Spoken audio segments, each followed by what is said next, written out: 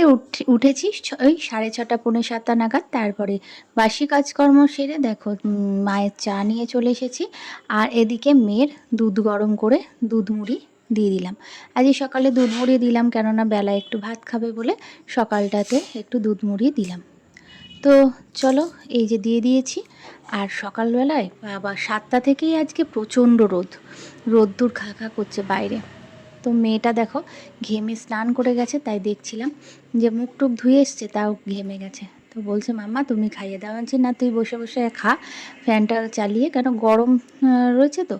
Everyone, signing rainbow blog চ্যানেলে আমি সঙ্গীতা, আমার নতুন ব্লগে তোমাদেরকে স্বাগত জানাই। চলো নতুন একটা দিন শুরু করলাম, আর সাথে থাকো, সঙ্গে থাকো, দেখতে থাকো আমার আজকে সারাদিনে কাজকর্ম। তো সকাল থেকে তো প্রচণ্ড গরম, আর এই গরমের মধ্যেই কিন্তু সারাদিনের সব কাজ সারতে হবে। তো এই যে রান্নাঘরে এসেছি, রান্নাঘরে আজকে ঠিক ছিল প্রথমে এই তাকটাকে আজকে আমি পরিষ্কার করব। এটাকেই আমি মাথায় রেখেছিলাম যে আজকে অল্প করে রান্না করব, রান্না একদম বেশি ঝামেলা রাখবো না। হ্যাঁ, তো এই তাকটাকে পরিষ্কার করব, অনেক দিন পরিষ্কার করেনি আনার পর থেকে।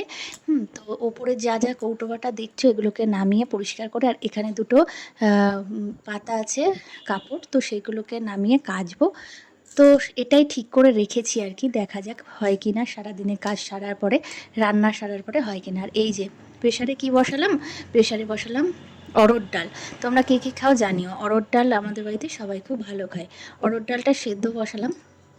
অড়হর ডাল করবো আলু দিয়ে অড়হর ডাল কিন্তু খুব ভালো লাগে, রুটি পরোটার সাথেও ভালো লাগে, ভাতের সাথেও ভালো লাগে। তো এই যে মেয়ে এখন পড়তে বসবে, তাই ব্যাগটা খুব ভারী, তুলতে পারছিল না ওপরে, তাই আমি একটু তুলে দিয়ে গেলাম। আর ওর প্র্যাকটিক্যালগুলো ওর দাদা একটু বসে বসে করিয়ে দিচ্ছিল। আর এদিকে আমার ডাল হয়ে গেছে, এই যে দেখো আলু দিয়ে ডাল করেছি। আলুটাকে প্রথমে ভেজে নিয়েছি, শুকনো লঙ্কা একটু দিয়েছি, আর কাঁচা লঙ্কা দিয়েছি একটু, দিয়ে আদা বাটা দিয়ে আর টমেটো দিয়ে আলুটাকে প্রথমে ভেজে নিয়েছি। তারপরে সিদ্ধ ডালটা ঢেলে দিয়েছি। দেখো নুন মিষ্টি দিয়েছি, খুব ভালো লাগে অড়হর ডাল, ভীষণ ভালো লাগে। তো অড়হর ডাল আমার রেডি হয়ে গেছে। আর এদিকেও মুসুরির ডাল ভিজিয়েছি। আজকে ডাল আর ডাল, চারিদিকে শুধু ডাল। আজকে আমার রান্নাঘরে শুধু ডাল আর ডাল। তো চলো, মুসুরির ডালটা কি করব, সে দেখো ভিজিয়ে রেখেছি, আর ভেজানোটা বেশ অনেকক্ষণ ভিজিয়েছি, ভালো ভেজানো হয়ে গেছে। চলো মিক্সার গ্রাইন্ডারে দিয়ে দিই, আর এটাকে বেটে বড়া করব।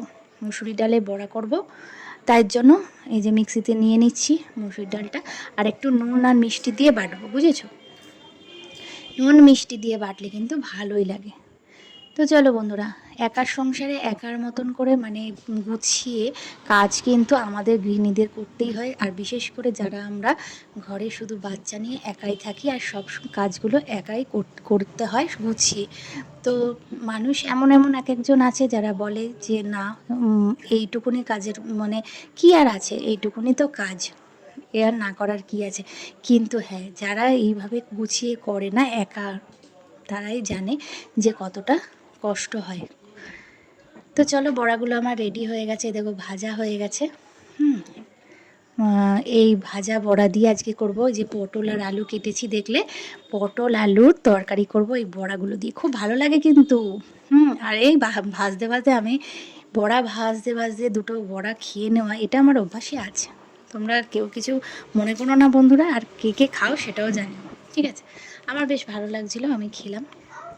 তো এই বড়াগুলো দিয়েই করব পটল আলুর রসা, একদম মাখা মাখা, কেননা যতই ঝোল রাখি না কেন ও ঝোল মরেই গেছে, ঠিক আছে? মাখা মাখা হয়ে। আমার ছেলে গাড়ি চালিয়ে এলো বাবাকে নিয়ে, একটু গিয়েছিল ব্যাংকের বইটা ঠিক করার জন্য, ছেলের ব্যাংকের বইটা ঠিক করার জন্য গিয়েছিল।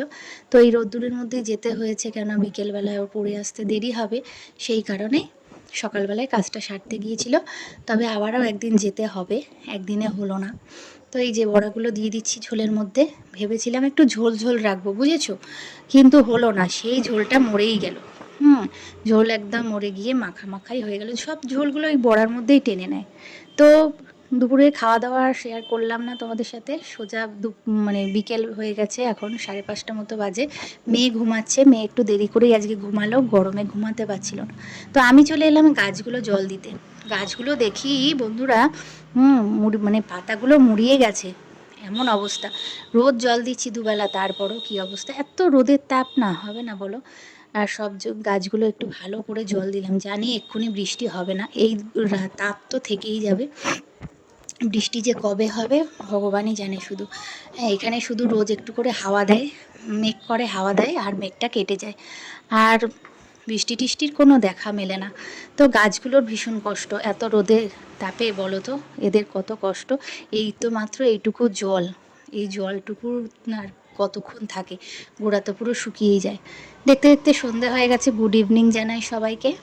আর এই যে রাত হয়ে গেছে, আমি একটুখানি বেরোবো আমার হাজব্যান্ডের সাথে, আমার ছেলের কিছু খাতা কেনার আছে। তো চলো, এই যে যাব।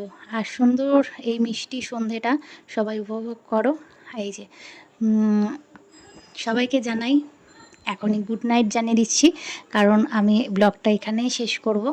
তোমাদের যদি ভালো লাগে অবশ্যই একটু লাইক কমেন্ট শেয়ার করে পাশে থেকো, আর আমার এই ভিডিওগুলো একটু দেখো, তোমাদের যদি ভালো লাগে অবশ্যই একটু দেখো বন্ধুরা, সাথে থেকো, সঙ্গে থেকো।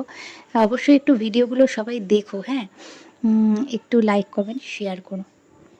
তো আমি একটু যাব, এক্ষুনি চলে আসবো, কেননা মেয়েকে আবার পড়তে বসাতে হবে, ছেলে পড়বে। তো গিয়ে এখন ভিডিওগুলো একটু দেখো, লাইক কমেন্ট শেয়ার করো।